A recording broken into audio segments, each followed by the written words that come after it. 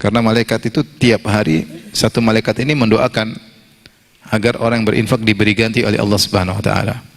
Dan tentunya kita tahu doa malaikat mungkin tidak sama dengan doa kita. Malaikat tahu betul tentang keagungan Allah Subhanahu wa taala. Sampai sebagian ulama mengatakan ilmu malaikat adalah daruri, yaitu tidak perlu dicari, mereka langsung tahu karena mereka melihat langsung. Berbeda dengan ilmu kita, kita mendengar, ya, membaca. Malaikat yang lihat langsung tentang keagungan Allah, ya. Mereka melihat iblis, mereka melihat bagaimana Allah menciptakan manusia, bagaimana menciptakan Nabi Adam. Di antara para malaikat ada yang langsung mencabut ruh manusia, yaitu malaikat maut, dan tentu ilmu mereka otomatis mereka miliki. Sehingga kalau mereka berdoa, tentu dengan tingkat keyakinan super tinggi, karena mereka tahu Allah mampu atas apa yang mereka minta. Dan malaikat ini berdoa setiap hari. Makanya dikatakan ma min yaumin yusbihul ibadu fihi, yaitu mereka berdoa setiap pagi. Dari setiap pagi sudah berdoa. Jadi di awal hari, di awal permulaan hari mereka sudah berdoa. Yang satu berdoa berkata, ya Allah berikanlah ganti kepada orang yang berinfak. Ya. Dan ini doa insyaallah dikabulkan oleh Allah Subhanahu wa taala. Mudah bagi Allah untuk memberi ganti bagi orang yang berinfak. Yang satunya berdoa, ya Allah berikan kerusakan bagi orang yang menahan, yang tidak berinfak. Sebenarnya kerusakan bukanlah pemberian, ya, bukanlah bagian dari atiyah, tapi sini malaikat menggunakan kata ya Allah berikan kerusakan, ya. Ya, sebagaimana yang di sana diberikan kebaikan, ini diberikan apa? Kerusakan, yaitu timpakan, maksudnya timpakanlah kerusakan bagi orang tersebut. Kerusakan baik terkait dengan dirinya atau terkait dengan hartanya, atau dicabut keberkahan dari dirinya maupun dari hartanya. Yang disalahpahami oleh sebagian orang, mereka sebut dengan sedekah pagi, ya. Hadis ini tidak menunjukkan bahwasanya doanya malaikat ini hanya untuk orang yang bersedekah di pagi hari, bukan. Tapi maksudnya malaikat berdoa sejak pagi. Doa ini mencakup siapapun yang berinfak di hari tersebut. Mau pagi, mau sore, mau malam, mau siang, ya. Bukan harus pagi-pagi berinfak, kalau enggak didoain malaikat, ya. Ini salah paham. Nanti pada subuh, sebelum subuh sudah cari orang. Belum ada orang yang minta-minta subuh. Nanti agak siang dikit baru ada. Jadi bukan berarti harus start subuh-subuh sudah berinfak, enggak. Tapi maksudnya start doanya malaikat sejak subuh. Artinya siapapun berinfak sudah didoakan sejak awal. Jadi doanya sudah terjamin, ya. Karena doa malaikat berdoa sejak pagi hari, ya. Saya khawatir ada istilah sedekah pagi nanti salah paham, ya. Sedekah kapan saja, semakin cepat bersedekah semakin baik, tapi sesuai dengan kebutuhan. Kalau ada orang butuh pagi-pagi, ya segera, jangan ragu-ragu. Tapi orang butuhnya jam siang, ya sedekah nanti siang, tidak ada masalah, yang penting bersedekah. Yang dimaksud adalah doa malaikat sudah ada sejak pagi hari. Di sini juga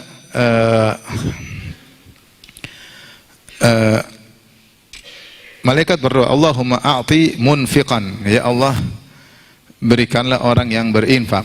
Dan sebenarnya mengatakan isim fa'il lebih kuat daripada fi'il mudhari'. Jadi berilah orang yang suka berinfak, berilah orang yang suka berinfak, sehingga infak itu menjadi sifat perangainya, sehingga dikatakan si tukang berinfak. Karena di sini malaikat menggunakan isim fa'il.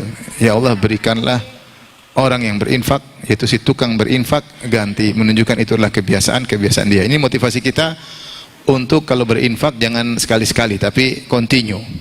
Semampu kita tentunya. Yang bisa infak tiap hari silakan, yang bisa berinfak tiap pekan silakan, ya.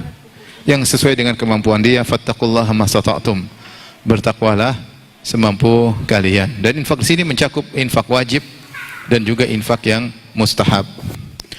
Sebaliknya orang tidak berinfak, maka didoakan kerusakan tersebut bisa menimpa tubuhnya, ya. Tubuhnya rusak atau hartanya rusak, atau tadi tubuh dan hartanya tidak rusak secara fisik, namun rusak secara makna, itu keberkahan tidak ada, ya. Keberkahan tidak ada. Dia sehat tetapi waktunya bukan untuk Allah Subhanahu wa taala, bukan untuk akhirat. Uangnya banyak bahkan bertambah-tambah, tapi bukan untuk apa? Akhirat. Semakin duniawi dan semakin duniawi, semakin buat dia susah nanti dihisab pada hari kiamat kelak. Baik, kita lanjutkan. Wa anhu, dari Abu Hurairah radhiyallahu taala anhu.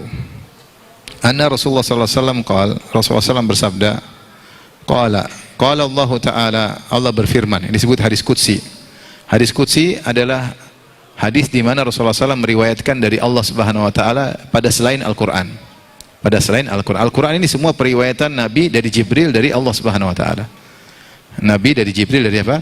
Allah Subhanahu wa taala. Ada hadis-hadis yang Nabi meriwayatkan langsung dari Allah Subhanahu wa taala yang disebut dengan hadis qudsi, yaitu bukan Al-Qur'an. Maka khilaf para ulama tentang perbedaan hadis qudsi dengan Al-Qur'an. Di antara ada yang mengatakan bahwasanya kalau Al-Qur'an lafal dan maknanya dari Allah Subhanahu wa taala.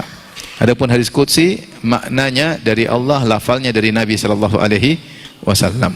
Ada yang mengatakan demikian di antara sebagian ulama untuk membedakan antara hadis qudsi dengan Al-Qur'an. Yang kedua tentunya kalau Al-Qur'an muta'abbadun bitilawatihi, kita beribadah untuk membaca Al-Qur'an. Ya, alif lam mim, la aqulu alif lam mim harfun, aku tidak mengatakan alif lam mim satu huruf, walakin alif harfun, alif satu huruf, lam satu huruf, mim satu huruf. Wal hasanatu bi asyri amsalihha, dan satu kebaikan dilipat gandakan menjadi 10 kali lipat. Kalau orang baca alif lam mim maka dapat 30 kebaikan. Ini tidak berlaku pada hadis qudsi. Kalau kita baca hadis qudsi tidak berlaku hal tersebut. Tapi kita hanya berlaku dapat ilmu. Dapat apa? Ilmu, sebagaimana kita baca buku ilmu, baca buku hadis. Tapi Al-Qur'an bacanya saja sudah dapat apa? Pahala. Belum tadabburnya, belum baca tafsirnya. Ini pahala-pahala lagi yang lain. Tapi di sini Allah berfirman, "Anfiq ya ibna Adam, yunfaq alaik." Wahai anak Adam, berinfaklah engkau, maka akan diinfakkan kepadamu. Ya. Dan riwayat yang lain disebut, ya ibna Adam anfiq unfiq alaik. Wahai anak Adam, berinfaklah, aku akan infak untukmu. Aku akan infak untukmu. Jadi dua-duanya menunjukkan jaminan. Kalau diriwayatkan dengan fi'il majhul, anfiq ya ibna Adam yunfaq alaik.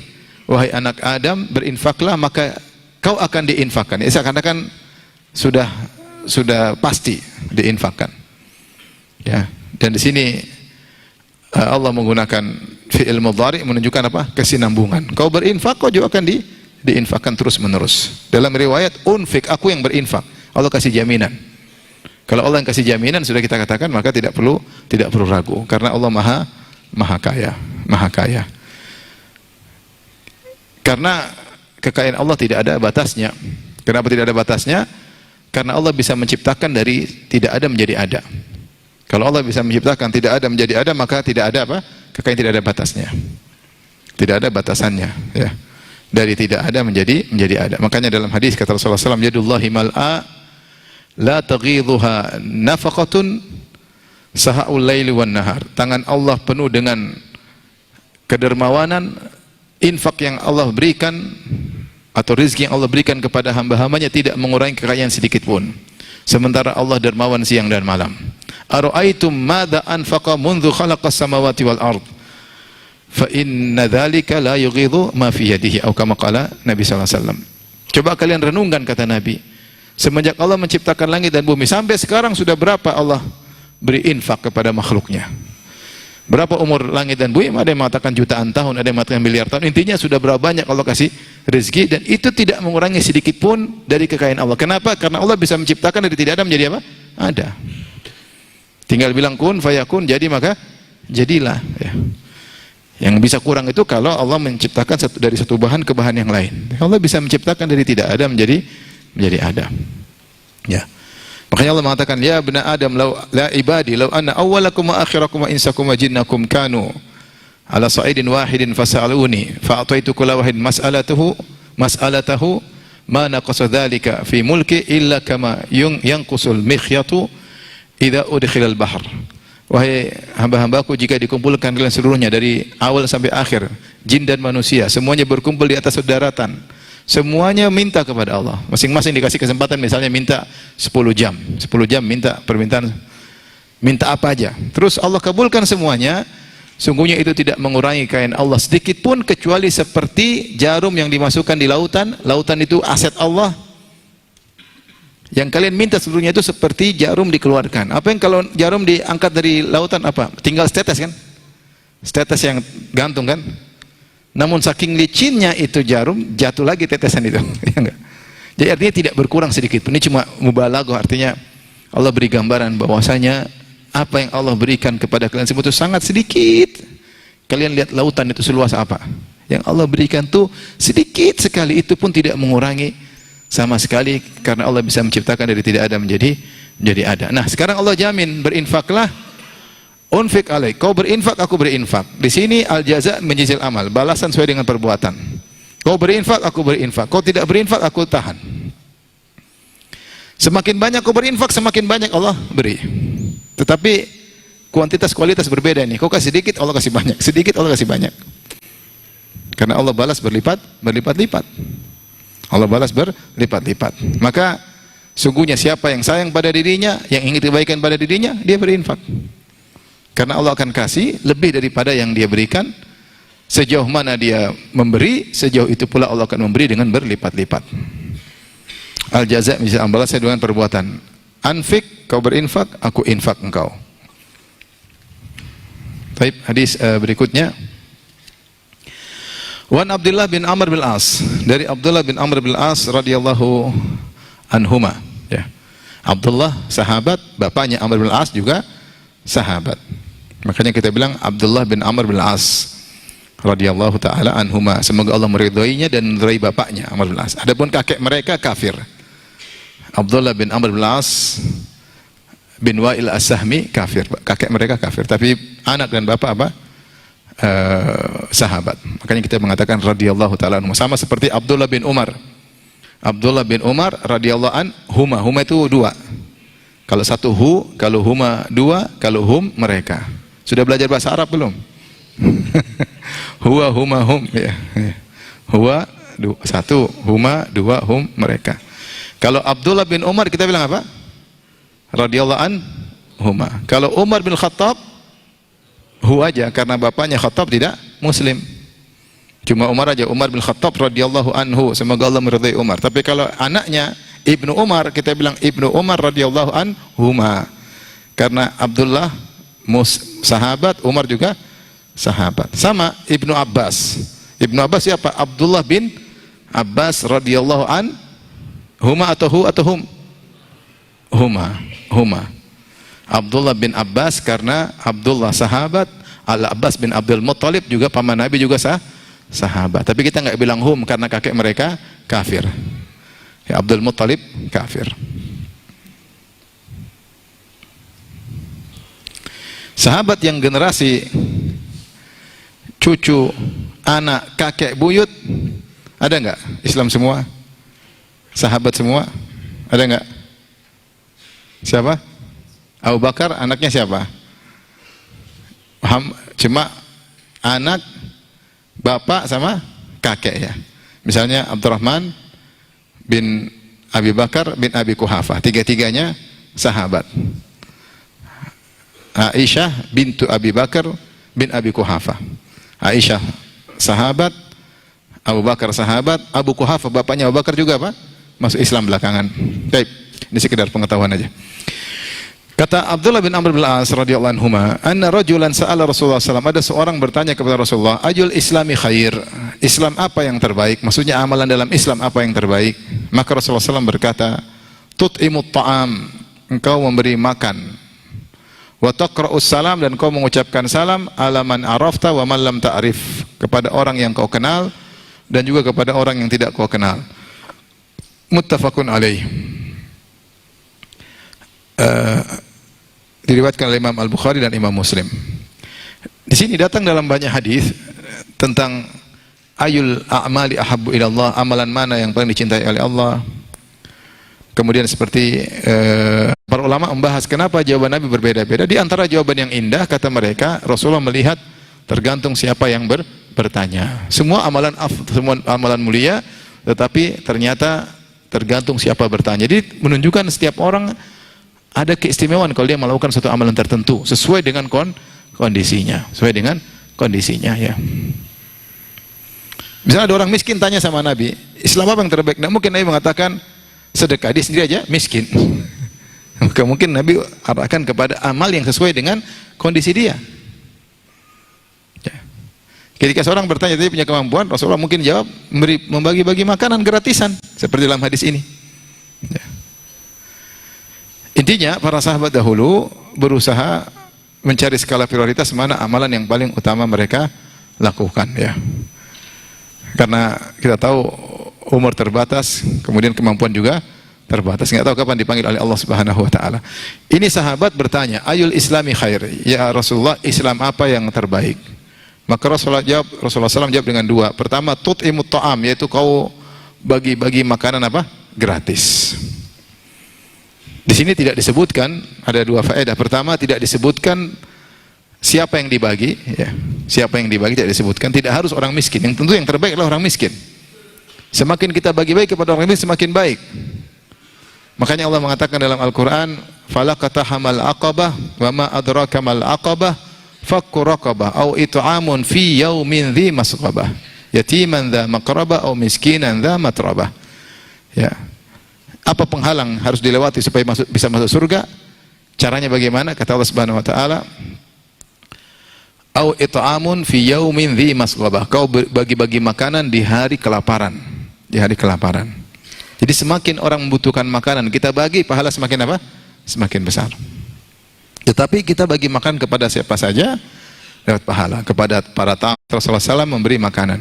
Ketika melihat hadis ini, dia langsung beli kambing. Beli kambing, dia pelihara kambingnya sampai banyak, selalu 40 ekor. Lebih 40 dia potong, bagi sama tetangga. Lebih 40 dia potong.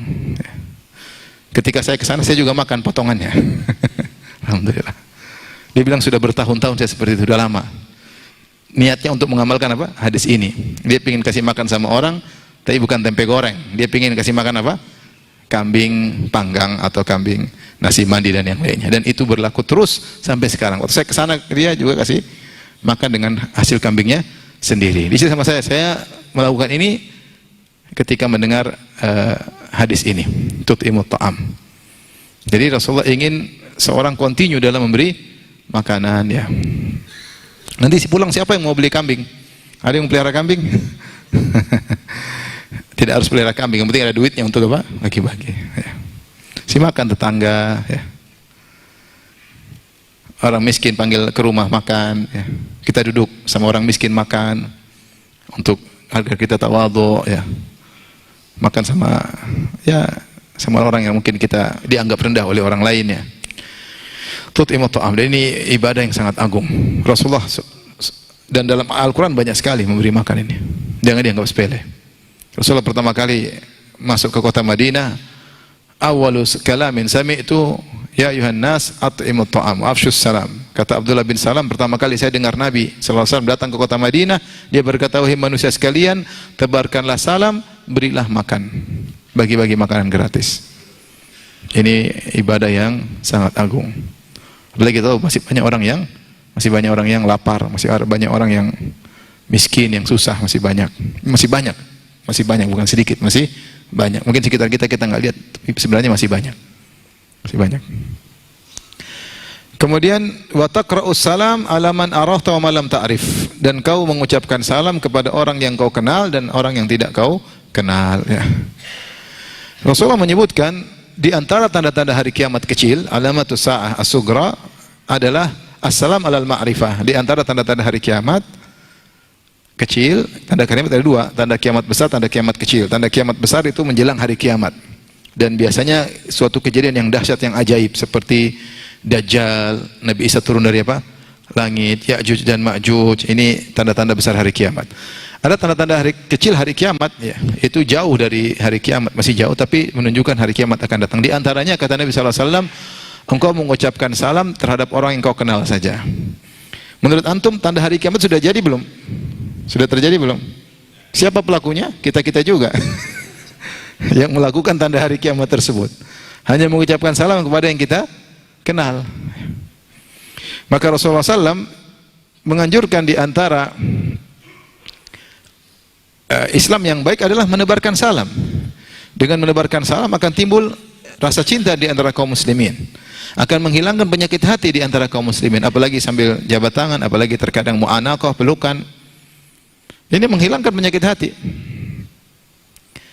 Dan dituntut dalam Islam untuk saling dekat, saling mencintai. Makanya Rasulullah SAW mengatakan, la tadkhulunal jannata hatta tu'minu. Kalian tidak akan masuk surga sampai kalian beriman. Wala tu'minu hatta tahabbu. Dan kalian tidak akan beriman sampai kalian saling mencintai. Kalian tidak masuk surga sampai kalian beriman, dan kalian tidak beriman sampai kalian saling mencintai. Awala adullukum ala syai'in idza fa'altumuhu tahabbtum. Maukah aku tunjukkan kepada kalian tentang suatu perkara yang jika kalian melakukannya kalian akan saling mencintai. Afshus salama bainakum, tebarkanlah salam di antara kalian. Maka kita usahakan tebar salam. Sekarang kita salam milah-milih ya. Pertama yang kita kenal, yang kedua sama orang kaya doang, ketiga sama selevel dengan kita. Kadang-kadang sama orang-orang kecil kita enggan untuk mengucapkan apa? Salam. Maka seorang berusaha mengucap salam tawadhu anillah, karena Allah Subhanahu wa taala. Karena Allah Subhanahu wa taala, karena syiar Allah Subhanahu, syiar Rasul yang suruh. Ketemu orang sama dia muslim, assalamualaikum. Kecuali kita ragu. Aduh. Kalau kita di negeri Islam, rata-rata Islam, maka ucapkan salam. Tapi kalau negeri tersebut campur muslim, kafir, maka kita tidak dianjurkan memulai salam kepada non-muslim. Tapi kalau dia pakai songkok, ya jelas orang apa? Islam. Kalau pakai songkok dalamnya salib, itu wallahu alam, itu di luar pengetahuan. Di luar pengetahuan ya. Ya, kita zahirnya kita ucapkan salam. Dan orang kalau disalami dia merasa dihargai. Coba antum naik mobil mewah terus antum turun, assalamualaikum, kira-kira senang nggak? Penjual es cendol, es tong-tong, terus apa lagi? Es lainnya. Senanglah antum salami. Senang atau tidak? Senang. Tukang parkir, assalamualaikum. Ya, kalau antum kayak tukang parkir sama dia ya mungkin kurang lah. Tapi kalau antum naik mobil, assalamualaikum, dia merasa bahagia. Dia tidak seudon sama kita, dia merasa diperhatikan. Ya. Kadang kita ini terkadang angkuh menjawab salam rendah pegawai atau salam orang rendahan, kayaknya menurunkan derajat kita sehingga kita nggak ucapkan salam. Dia salam kita langsung ngomong. Pembantu misalnya ucapkan salam kita langsung, kamu kemana bi? Misalnya kita nggak bilang waalaikumsalam. Kalau kita telepon dia, kita pun nggak bilang assalamualaikum, karena kita nggak mandang dia. Coba kalau kita telepon bos, pasti kita bilang apa? Assalamualaikum. Iya nggak? Iya atau tidak? Iya. Kenapa? Karena kita kurang menghargai dia. Ini padahal kita kenal. Bagaimana lagi orang yang tidak kita kenal? Oleh karena kita mengucapkan salam kepada siapapun, pada pegawai kita, bawahan kita, pada tetangga, pada orang kerja kasar, atau mungkin ada orang kerja sapi tank, ada petugas sampah, ya ucap assalamualaikum ya, ucapkan. Jangan lewat petugas sampah terus gini. Ya, tukang sampahnya marah ya, marah dia.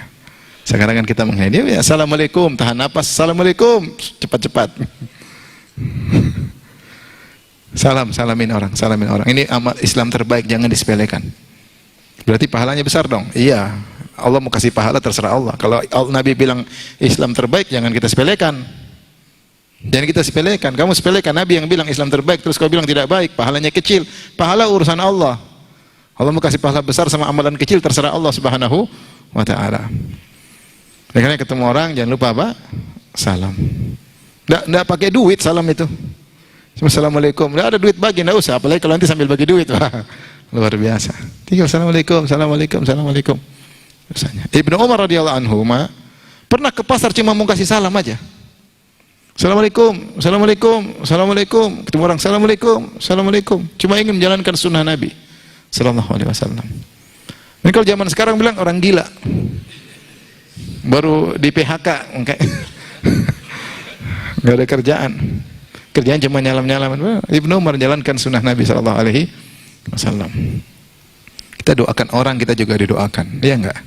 Siapa yang doain orang? Salam kan doa, keselamatan bagimu. Kita didoain, kita juga dapat keselamatan. Ya. Bahkan An-Nawawi rahimahullah dalam kitabnya Al-Adhkar, dia memperingatkan terkadang orang tidak salam takut syubhat, kata dia. Ada orang tidak mau kasih salam, takut orang itu nggak balas. Kalau tidak balas nanti dia dosa.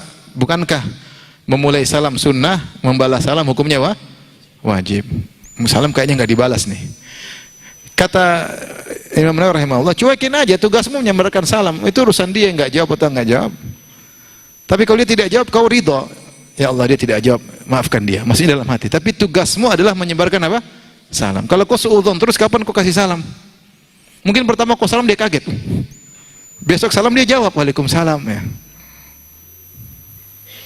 Tapi jangan kita suudzon, paling nggak dijawab. Paling nggak dijawab. Ya kita juga kalau salam jangan assalamualaikum gitu. Enggak ya, sambil ngelihat assalamualaikum, sambil dilihat, dipandang, menunjukkan kita menghargai dia. Assalamualaikum, assalamualaikum, apa sih assalamualaikum? Tebar pesona, dapat pahala, alhamdulillah. Kata Nabi, Islam terbaik. Karena dituntut kita saling mencintai di antara kaum muslim. Antum kalau tinggal rumah kaya, di samping antum orang miskin, nanti salami semua, dia tidak hasad sama antum. Karena antum salami semua. Apalagi antum salam sambil bagi duit.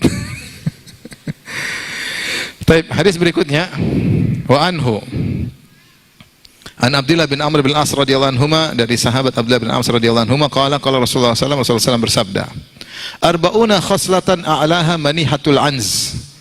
40 sikap atau 40 perbuatan atau 40 perangai yang paling tinggi manihatul anz. Apa itu manihah? Manihah itu kau punya kambing, bisa diperah susunya, kau pinjamkan sama orang, dia perah susunya. Kalau udah habis susunya, dikembalikan. Itu namanya minjemin apa? Kambing perahan. Minjemin kambing perahan untuk diperah susunya. Kita nggak, kambing mau kasih kambing berat, kambing kita cuma sedikit, tapi kita kasih susunya saja. Itu namanya manihah. Terkadang kambing, terkadang onta. Ini kebiasaan orang-orang dahulu. Ketika mereka tidak bisa memberi sesuatu, mereka pinjamkan untuk dimanfaatkan. Jadi namanya hadiah. Kalau hadiah, barangnya dikasih. Itu namanya apa? Hadiah. Kalau pinjaman, yaitu barangnya kembali, manfaatnya dipakai. Ya. Seperti pinjamin setrika, pinjamin sapu, kembalikan.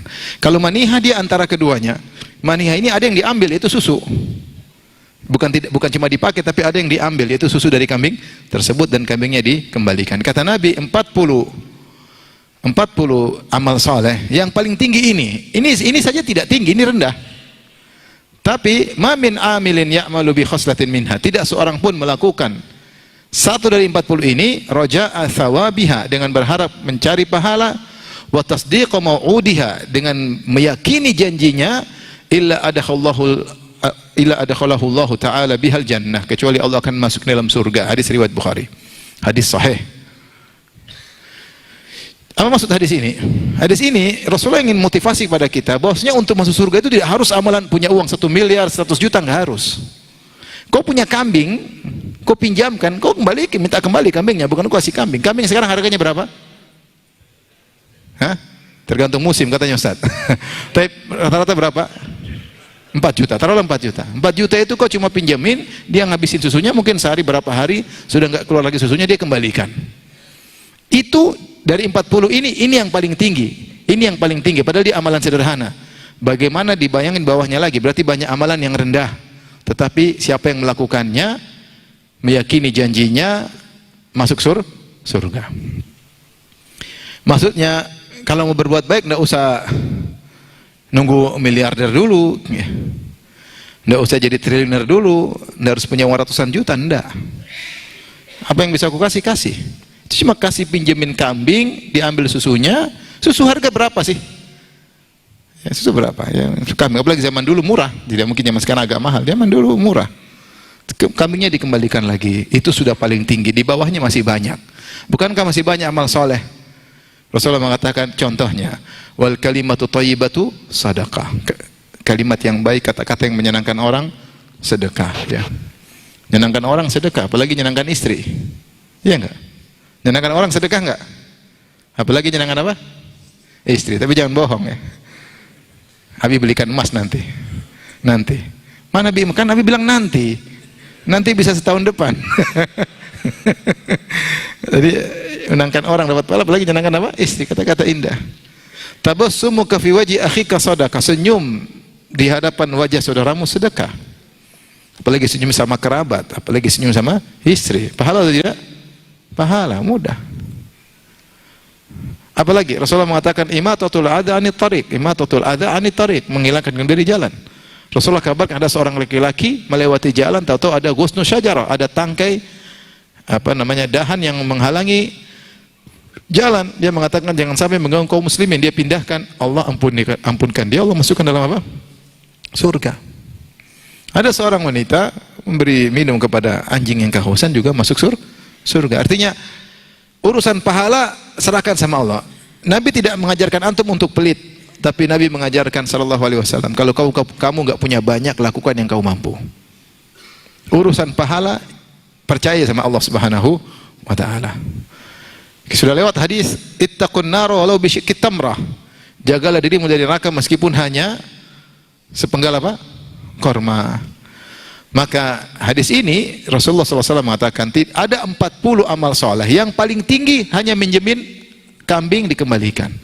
Apalagi di bawahnya tentu masih amal yang lebih. Ini aja yang paling tinggi. Rasulullah tidak mengatakan yang paling tinggi bangun masjid. Rasulullah tidak bicara bangun masjid. Rasulullah SAW sedang berbicara cuma menjamin kambing susunya diperah dikembalikan lagi. Ada 39 lagi di bawahnya. Siapa yang melakukan satu aja, kata Nabi, ma min amilin ya'malu bi khoslatin minha. Tidak seorang pun yang melakukan satu saja, syaratnya dua, roja'a thawabiha, dia cari pahala. Tasdiqan bi mau'udiha, tasdiqan mau'id, dan membenarkan janji Allah, janji Rasulullah SAW, kecuali Allah akan masukkan di dalam apa? Surga. Ini jadi maksud saya, kalau ada amal baik jangan kita remehkan. Apa kata Nabi? La tahqiranna minal ma'rufi syai'an. Jangan kau meremehkan kebaikan sedikit pun. Walau antalqa akhaka biwajhin talik, meskipun hanya ketemu saudara sekedar tersenyum. Itu kalau senyumnya ikhlas, bukan ada udang di balik rempeyek, senyum ikhlas karena Allah, insyaallah bisa sebab masuk apa? Surga. Baik, hadis berikutnya. Wa Nabi Umamah Sudai bin Ajlan qala Rasulullah sallallahu alaihi wasallam radhiyallahu anhu, qala Rasulullah sallallahu alaihi wasallam bersabda, ya ibna Adam, innaka antabdhulal fadla khairun laka. Wahai anak Adam, kalau kau menginfakkan kelebihan hartamu, itu lebih baik bagimu. Wa in tumsikahu syarrun laka. Tapi kalau ada harta berlebihan kau tahan, tidak kau infakkan, itu buruk bagimu. Wala tulamu ala kafaf, dan kau tidak akan dicela kalau memang kebutuhanmu segitu. Wabda biman ta'ul, mulailah dengan orang yang kau ayomi ketika bersedekah, anak, istri, orang tua, kerabat semua. Wal yadul ulya khairun min yadis sufla, dan tangan di atas lebih baik daripada tangan di bawah. Di sini Rasulullah SAW menyebutkan, ini sudah hadis lewat tapi kita ulangi lagi. Rasulullah menyebutkan tentang 3 kemungkinan. Kemungkinan pertama terkait dengan orang yang punya kelebihan harta. Harta dia sudah dipenuhi semuanya, ada kelebihan. Kata Nabi, lebih baik kau infakkan. Kenapa? Kalau kau infakkan, baik bagimu, dapat pahala bagimu, Allah ganti di dunia, Allah ganti di akhirat, dan keutamaan sedekah sangat banyak. Sangat banyak. Di alam barzah akan menemanimu, ya. Ketika hari kiamat akan menaungimu. Sedekah, ya. Hisabmu lebih ringan. Kalau kau punya kelebihan harta, silakan sedekah, lebih baik bagimu. Kemungkinan kedua, dia punya kelebihan harta tidak dia infakkan. Wa intum sikahu syarrun lak. Tapi kau kelebihan harta kau tahan, maka ini buruk bagimu. Kenapa? Merepotkanmu ketika dihisab. Ya, merepotkan ketika dihisab, repot, dan bisa jadi disalahgunakan. Tapi kata ulama jangan dipahami bahwasanya kalau orang punya harta lebih wajib diinfakkan, enggak. Ya. Siapa yang sudah bayar zakat, berinfak yang wajib, terserah dia. Yang penting dia tidak gunakan yang salah, ya. Tapi kalau bisa dia infakkan, dia lebih baik. Kalau dia tidak infakkan, buruk. Kenapa buruk? Karena tadi akan repot bagimu ketika dihisab, akan repot.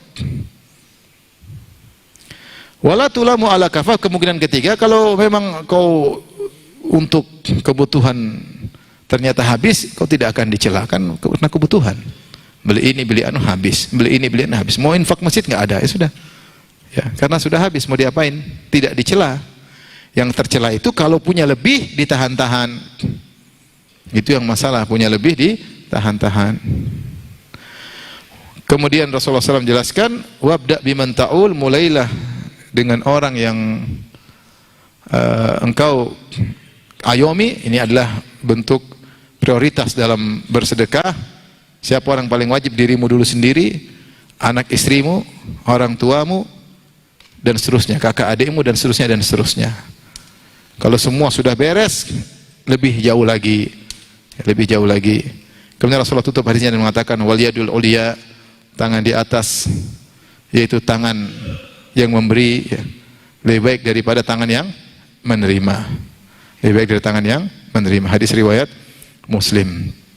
Ini dalil anjuran dari Nabi SAW yang mencintai umatnya, yang menyayangi umatnya, ya. Sampai sebagian ulama mengatakan Nabi adalah abul mukminin, orang tua dari kaum mukminin, karena istrinya disebut dengan ummahatul mukminin, ibunda kaum mukminin. Nabi adalah ayah dari kaum mukminin. Dan kita tahu bagaimana seorang ayah sangat sayang kepada anaknya. Nabi sangat sayang kepada kita. Allah mengatakan azizun alaihi ma anittum. Rasulullah merasa berat apa yang beratkan kalian.